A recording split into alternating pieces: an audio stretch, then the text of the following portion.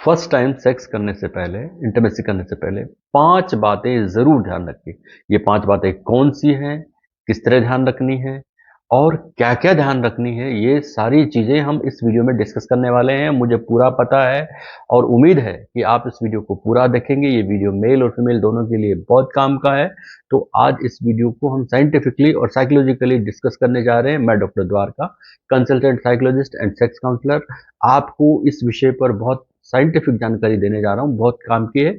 और दोस्तों, मेरी इस जानकारी को आप अगर शेयर करते हैं तो बहुत से लोग जो इस तरह की जानकारी देखना चाहते हैं, सुनना चाहते हैं, उनके ये बहुत काम आएगा।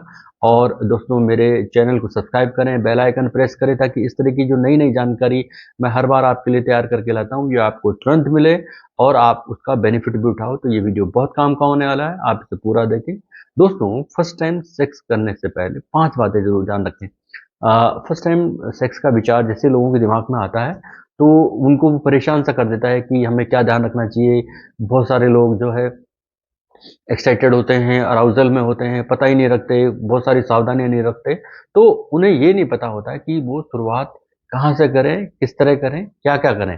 तो इस वीडियो में मैं आपको बताऊंगा कि पहली बार इंटीमेसी करने से पहले कम से कम इन 5 बातों का आप जरूर ध्यान रखें। नंबर 1, शरीर में कोई बदलाव नहीं होता। दोस्तों, ध्यान रखिए, सेक्स के बाद मानव शरीर में कोई खास बदलाव नहीं होता। ना तो व्यक्ति के चलने में फर्क आता है, ना बैठने में, ना उठने में कोई खास बदलाव आता है, परिवर्तन आता है। हालांकि फोर प्ले और सेक्स के दौरान जो अराउजल होता है, उत्तेजना होती है, उससे योनि में सूजन आ सकती है, पुरुषों के लिंग में तनाव आ सकता है और ये बदलाव जरूर व्यक्ति महसूस कर सकते हैं। तो ये सारे जो बदलाव है इस तरह के, जो योनि में सूजन के हैं या लिंग में तनाव के हैं, ये शरीर में हार्मोनल परिवर्तनों की वजह से होते हैं और ये होने वाली प्रतिक्रियाएं हैं जो इंटीमेसी के कुछ समय के बाद, 1-2 मिनट के बाद या सेकंड्स के बाद ये नॉर्मल होने हो जाती हैं।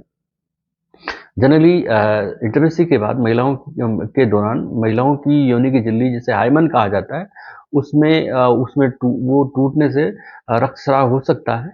लेकिन अधिकांश लोग ये मान लेते हैं कि हाइमन का टूटना ज़रूरी है, इससे महिलाओं की वर्जिनिटी का पता चलता है। तो ये ज़रूरी नहीं है। आजकल की जो ज़िंदगी है वो भाग-दौड़ भरी है, महिलाएं बहुत भाग-दौड़ करती हैं, बहुत सारे गेम्स में पार्टिसिपेट करती हैं, बहुत सारी ऐसी एक्टिविटीज़ में इन्वॉल्व होती हैं कि हाइमन या योनि की झिल्ली जो है वो कभी भी टूट सकती है। तो ये ज़रूरी नहीं कि ये सेक्सुअल एक्टिविटीज़ में ही टूटे, तो ये टूट सकती है। इतना ज़रूर आपको ध्यान रखना है कि जब हाइमन टूटती है तो उसमें जो नॉर्मल स्थिति में जो रक्तस्राव होता है वो कुछ बूंदें ही होती हैं। अगर रक्तस्राव ज़्यादा होता है या लगातार होता है तो आपको इमीडिएट डॉक्टर से कंसल्ट करना चाहिए, बहुत ज़रूरी है, क्योंकि कुछ बड़ी मिस्टेक भी हो सकती है। इसलिए ज़्यादा रक्तस्राव होने की स्थिति में आपको डॉक्टर से ज़रूर मिलना चाहिए। तो नंबर 1 पर मैंने बताया कि शरीर में कोई खास बदलाव नहीं होता, ना चलने, उठने, बैठने में होता है।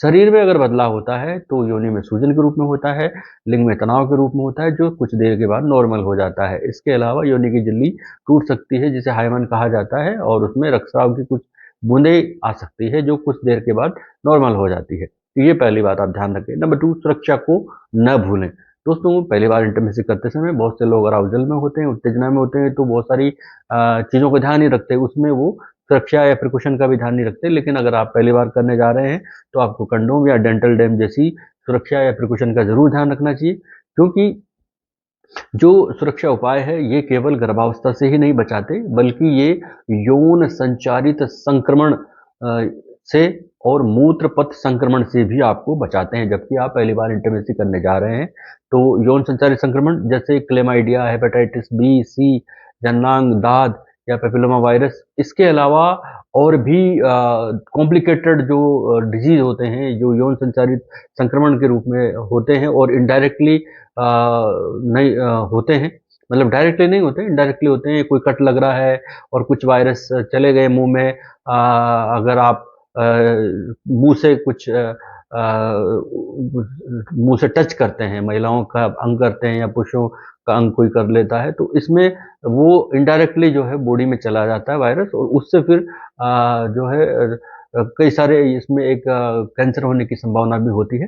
तो इसका आप ध्यान रखें, क्योंकि आप पहली बार कर रहे हैं तो आपको यही पता नहीं है कि पार्टनर की बॉडी किस तरह की है, वो व्यक्ति उसमें किसी तरह की कोई संक्रमण है या नहीं है, तो ये ध्यान आपको होता नहीं है। तो इस ध्यान से आप बचने के लिए आपको ज़रूरी है कि आप कंडोम या डेंटल डैम का प्रयोग करें। इससे न केवल आप गर्भावस्था से बचेंगे, बल्कि जो यौन संचारित संक्रमण जैसी समस्याएं हैं उनसे भी आप अपने आप को बचा पाएंगे। तो ये दूसरी बात आप बिल्कुल ध्यान रखें। नंबर 3, ऑर्गेज़म में समय लगता है। ऐसा नहीं है कि आपने इंटीमेसी की, सेक्सुअल एक्टिविटीज़ की और आपको ऑर्गेज़म मिल गया, ऐसा नहीं होता। ऑर्गेज़म तुरंत नहीं मिलता। अगर आप एक महिला हैं तो अगर आप पहली बार इंटीमेसी कर रही हैं तो हो सकता है आपको ऑर्गेज़म ना भी मिले। हाँ, पुरुषों को अधिकांशतः क्या होता है कि उनकी इच्छा से पहले ही ऑर्गेज़म मिल जाता है, या एक्चुअली पुरुषों का जो स्खलन है वही ऑर्गेज़म कहलाता है। तो पुरुषों का अगर जल्दी स्खलन होता है तो उनको ऑर्गेज़म जल्दी मिल जाता है, जो उनकी इच्छा के विपरीत ऐसा होता है। वो नहीं चाहते, वो देर से चाहते हैं, लेकिन वो जल्दी हो जाता है। तो ये कोई समस्या नहीं है, कोई बीमारी नहीं है।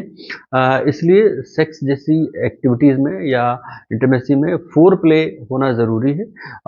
इससे दो जो लोग होते हैं, जो पार्टनर होते हैं, वो आपस में एक दूसरे को जानते हैं, कम्युनिकेशन कर पाते हैं, धैर्य और आ, आराम के साथ ऑर्गेज़म की स्थिति को प्राप्त कर पाते हैं, ताकि उनको ऑर्गेज़म मिल पाता है और वो उसको महसूस कर पाते हैं।